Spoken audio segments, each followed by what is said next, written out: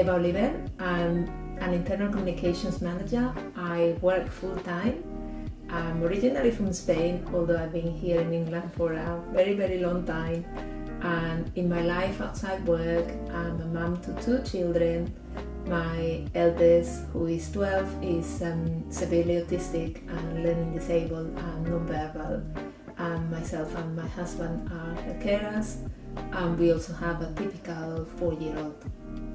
So I've always enjoyed writing. I think since I was about 7 years old, it became kind of like a way to create another world, I suppose, where I could process emotions and think about things that were important to me. I did that quite a lot when I was younger. Then in more recent years, I had a blog where I would take something like an article that was in the news or something that was of concern to me and discuss it. I didn't have an audience or needed an audience, but I wanted to do it for myself. Then I felt during the pandemic years, for a number of conflicting demands and just being very busy, I let that stop. And then I was missing it, and more recently I saw the opportunity to take part in a storytelling workshop with Carers Oxfordshire. The idea was to get a group of carers together online, and we were encouraged by course leader and chief storyteller Georgie to discover the principles of what makes good storytelling in a kind of fun and non-pressure way.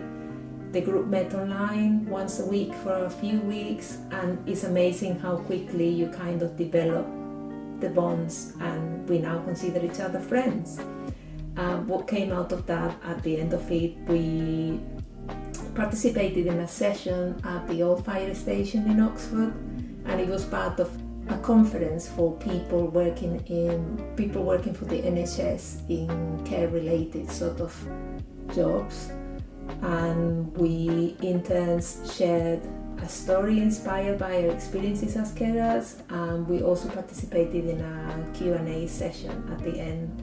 We had very positive feedback, and even more interesting is that it's kind of inspired some of us to carry on.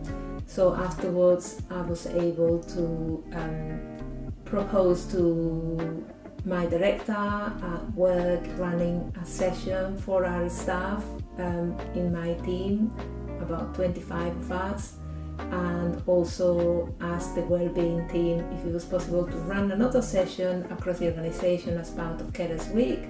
So that also happened, and it was great, and through doing that, it's given me the confidence to sort of reach out, tell my story. It helps other people understand the things from my perspective, but also I've been able to connect to other members of staff who are carers, and I wouldn't have known they were carers and they had similar experiences if I hadn't put myself out there first. In the conference, they kind of recorded some of the sessions, so there is a recording of each of us sort of telling our stories, and I believe they may have recorded part of the Q&A as well. I think an interesting thing for me was that although I had written before, I hadn't told my story, so you could have something like a post-it note where you had prompts, but you were not reading out loud.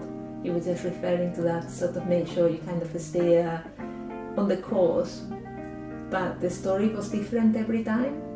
The story is never exactly the same because my memory, probably for reasons connected to menopause and hormones, my memory is not working as if it was a computer. So the story evolves.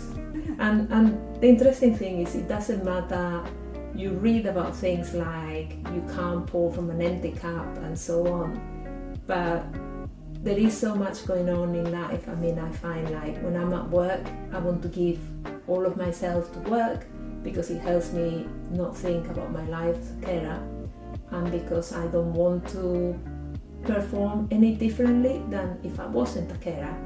When I'm at home, my husband needs me, my children need me, my daughter needs me more than my son, and so on.